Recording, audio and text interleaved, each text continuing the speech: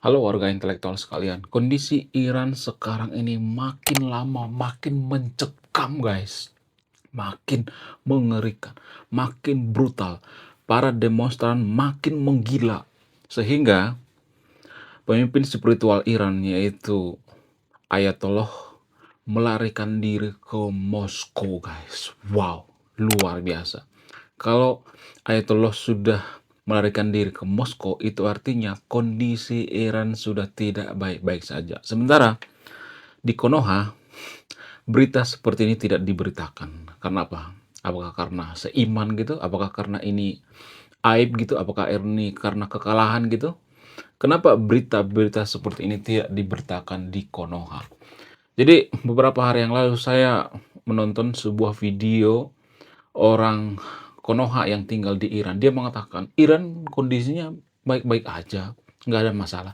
Tapi pada faktanya tidak seperti itu, guys.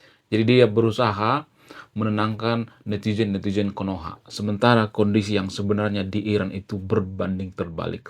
Logikanya, kalau Iran baik-baik aja, kenapa Ayatollah kabur ke Moskow atau ke Rusia? Apa alasannya? Ya karena Iran tidak baik-baik saja. Jadi dalam hal ini menurut saya pribadi, Ayatollah ini seorang pecundang guys. Kenapa dia seorang pecundang? Apa alasannya? Kemudian ketika Ayatollah pergi ke Moskow, dia bawa duit ratusan triliun guys. Bayangkan dia punya duit ratusan triliun sementara masyarakat daripada Iran menjerit. Jadi pemimpin seperti ini bukan pemimpin yang baik. Ini pemimpin yang sangat-sangat egois, mementingkan dirinya sendiri. Kemudian selain itu, Iran juga sudah mulai diultimatum oleh Amerika. Amerika mengatakan, jangan sampai ada demonstran yang meninggal. Kalau ada demonstran yang meninggal, saya turun tangan. Jadi dalam hal ini Amerika dan Israel sudah mulai mengepung Iran guys. Nah yang jadi pertanyaan, kenapa Amerika dan Iran sekarang ini gotok-gotokan? Apa alasannya? Apakah karena minyak? Apakah karena memperebutkan nuklir dan lain sebagainya? Bagaimana fakta yang sebenarnya? Kemudian kalau Ayatollah pergi ke Moskow, pergi ke Rusia, apakah bisa diciduk oleh Amerika seperti Presiden Venezuela? Kemudian kenapa Ayatollah ini tega meninggalkan kondisi Iran seperti sekarang ini? Kenapa dia tega meninggalkan rakyatnya? Kenapa banyak orang yang mendukung Ayatollah sementara dia adalah seorang pengecut?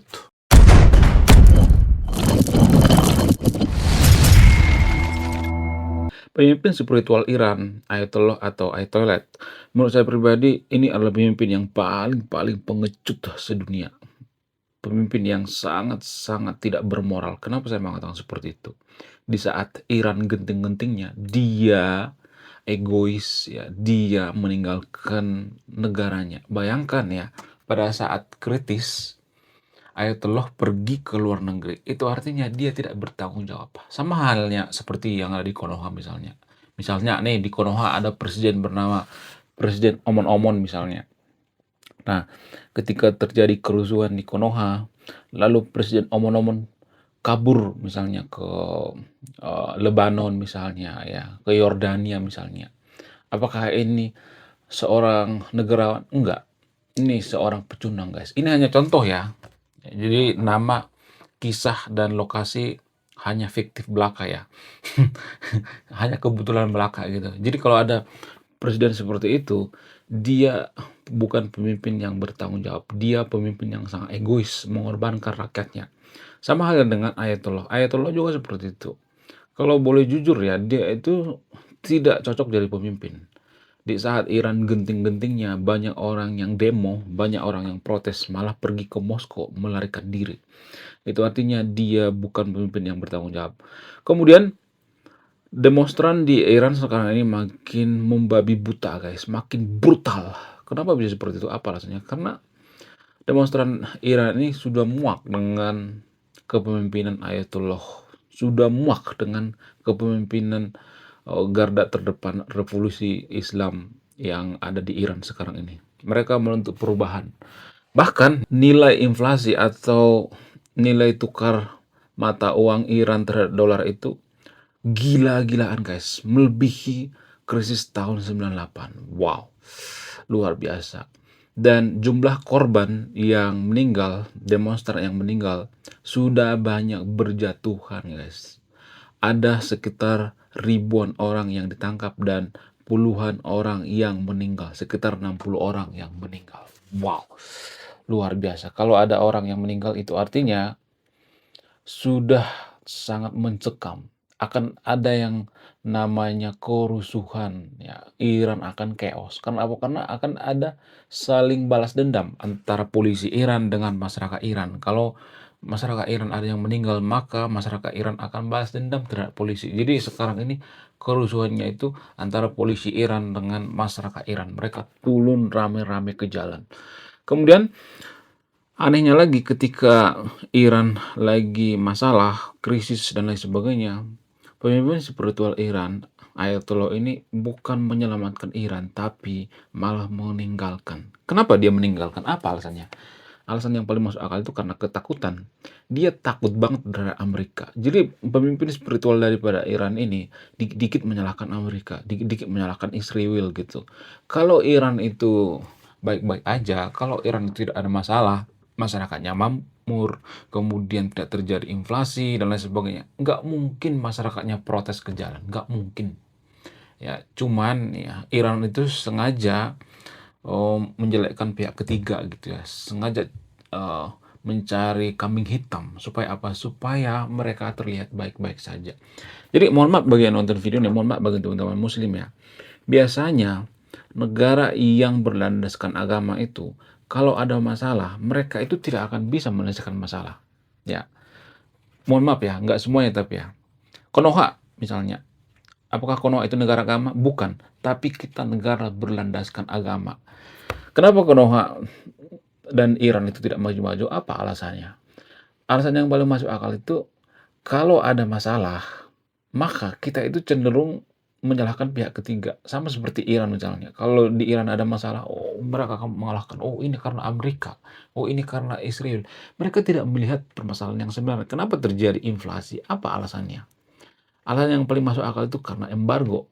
Ya, diembargo oleh negara luar. Kenapa diembargo oleh negara luar? Karena apa? Karena pemerintahan Iran itu patang-tang pateng-teng gitu. Karena pemerintahan Iran itu, karena elit-elit Iran itu, karena Ayatollah itu ya sok-sokan menantang Amerika. Ya kalau nggak bisa dilawan Amerikanya, kalau nggak bisa disaingi, ya udah bekerja sama aja gitu, ngapain dilawan? Ya, sehingga Iran diembargo.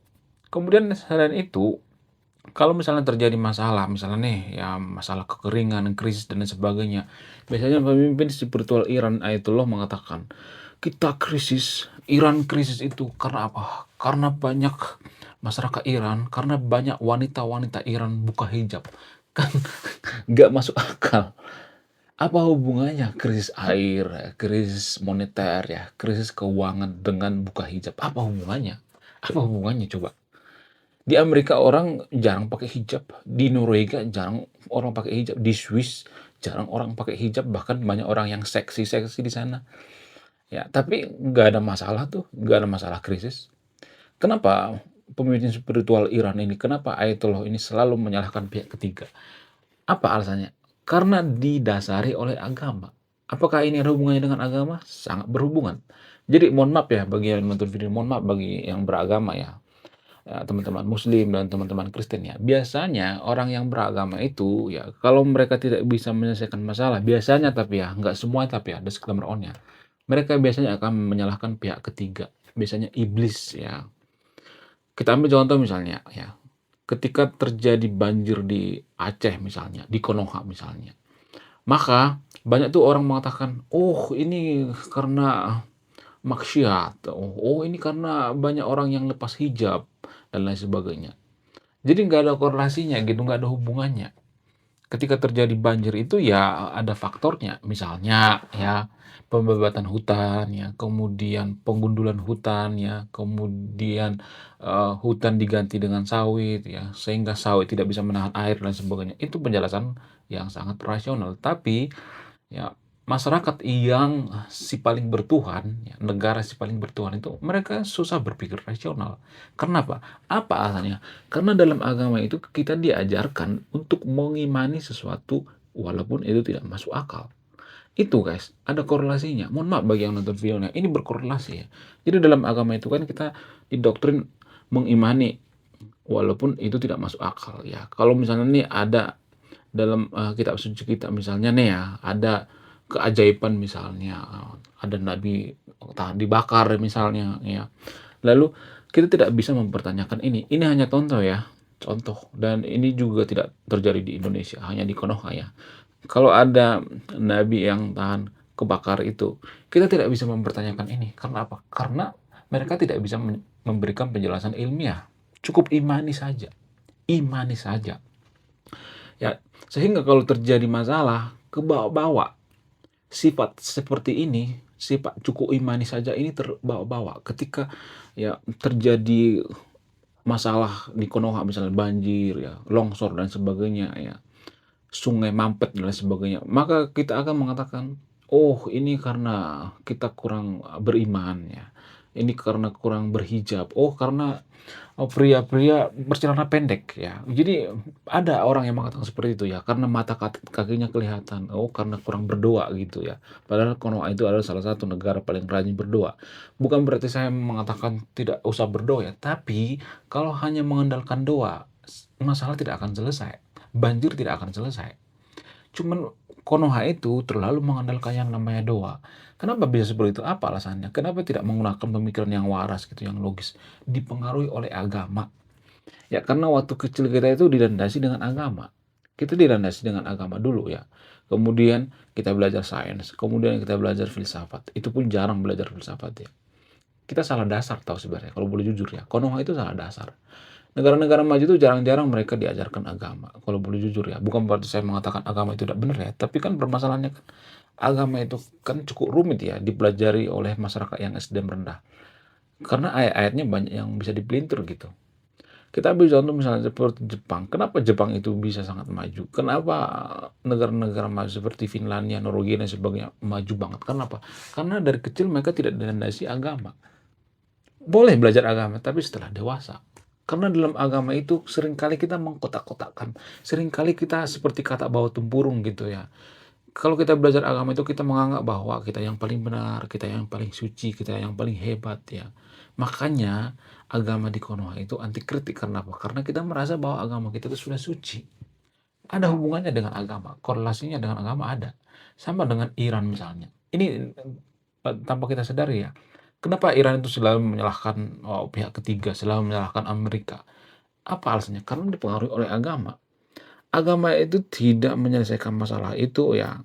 Tradisi dalam beragama itu tidak menyelesaikan masalah itu berdasarkan pemikiran rasional, berdasarkan pemikiran logis, berdasarkan data enggak, tapi berdasarkan cukup imani saja, berdasarkan keyakinan. Jadi kalau kita mengatakan, masa sih gara-gara orang nggak pakai hijab Iran jadi krisis ya, krisis air ya dan lain sebagainya. Apakah itu ada korelasinya? Mereka akan mengatakan, ya namanya keyakinan ya kalau saya yakin Iran itu kekeringan, Iran itu ada masalah karena kurang berhijab, karena Amerika, karena negara luar. Namanya keyakinan ya kan?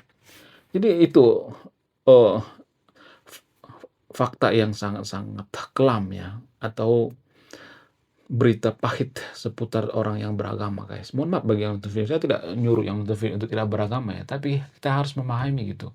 Agama itu berkorelasi gitu ya. Agama itu mempengaruhi kemajuan suatu bangsa. Kenapa? Karena banyak keputusan kita sehari-hari itu berdasarkan aturan agama. Nggak semua agama tapi ya, tapi tradisi yang oh, agamanya itu selalu menyalahkan orang lain gitu ya, menyalahkan pihak ketiga. Iran dengan Konoha itu kan 11-12. Konoha juga seperti itu. Ketika terjadi kerusuhan di Konoha, pasti banyak orang yang mengatakan, oh ini karena Amerika, oh karena Israel, oh karena Zionis gitu. Padahal pada faktanya ya karena masyarakatnya ya muak ya dengan pemerintahan. Mister Wow juga seperti itu ya, ketika ada masalah gitu ya, oh ini karena ante-ante asing ya, oh ini karena asing gitu ya. Tidak pernah yang namanya berpikir rasional, tidak pernah yang namanya berpikir logis ya. Masyarakat kita itu sudah kelebihan orang yang, eee, terlalu rajin berdoa, guys. Kita kelebihan orang yang terlalu berlebihan dalam beragama. Kita kekurangan orang yang bernalar, ya. Kita kekurangan orang yang eee, berkesadaran, ya. Kita kekurangan manusia yang rasional. Makanya saya bikin channel ini, tujuan saya apa? Tujuan saya kita berpikir logis. Tidak mungkin kita bisa menjadi negara maju kalau kita tidak bisa berpikir logis. Enggak mungkin, mustahil. Ya, lupakan menjadi negara maju kalau kita tidak bisa berpikir logis. Susah ya. Jadi di Konoha itu ya, seperti postingan saya baru-baru ini ya, ketika saya bikin postingan yang bahas tentang Big Bang dan teori evolusi, maka akan banyak warga Konoha yang marah. Jadi gini guys, baru-baru ini kan saya bikin postingan di channel saya, channel YouTube ini ya. Terus saya mengatakan agama tertentu di Konoha itu mengklaim bahwa Big Bang itu sudah ada di kitab suci mereka. Sementara teori evolusi mereka tentang. Padahal teori evolusi dengan Big Bang itu sama-sama teori sains. Ya, sama-sama teori sains. Tapi sama-sama teori sains, mereka cherry picking gitu ya. Mereka mengambil yang bagus-bagusnya aja. Cherry picking itu kan kalau menguntungkan ya diklaim, kalau nggak menguntungkan nggak diklaim gitu. Ya, mereka mengatakan bahwa Big Bang itu sudah ada di kitab suci mereka. Teori Big Bang itu sudah ada di kitab suci mereka sebelum Stephen Hawking menemukan teori Big Bang. Walaupun yang ada di kitab suci ini cuma penafsiran-penafsiran gitu. Namanya penafsiran itu kan pendapat manusia, bisa ditarik kan kayak karet gitu ya. Penafsiran itu kan kayak karet. Nggak ada secara eksplisit gitu ya. Nggak ada secara detail menjelaskan teori evolusi di kitab suci mereka. Dan Big Bang nggak ada ya. Big Bang itu nggak ada dijelaskan di kitab suci mereka. Tapi mereka mengatakan di kitab suci kita itu ada teori Big Bang. Sementara teori evolusi mereka tolak. Padahal teori evolusi itu lebih masuk akal daripada teori Big Bang. Kenapa? Karena teori evolusi itu sangat kita gunakan sehari-hari gitu. Kalau Big Bang itu kan nggak terlalu banyak kita gunakan ya. Teori evolusi malah lebih dekat dengan kita. Teori evolusi itu malah lebih dekat dengan kita. Seperti misalnya kita makan obat flu misalnya. Kenapa kita makan obat flu? Apa alasannya? Karena kita adalah makhluk evolusi. Jadi obat flu ini kan diuji coba ke tikus dulu ya. Dan diuji coba ke simpanse dulu ya. Sebelum diuji coba ke manusia. Nah, kenapa menguji coba ke simpanse atau ke tikus? Karena apa? Karena manusia itu dekat dengan simpanse, dekat dengan tikus.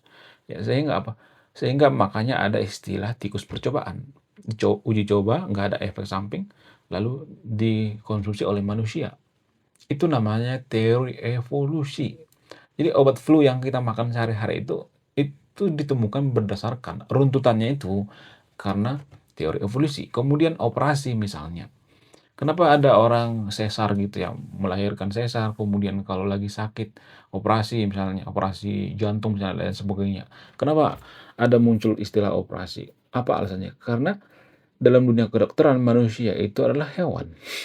Mohon maaf bagi yang nonton videonya. Kita tuh sama seperti makhluk lainnya seperti simpanse, gorila dan sebagainya.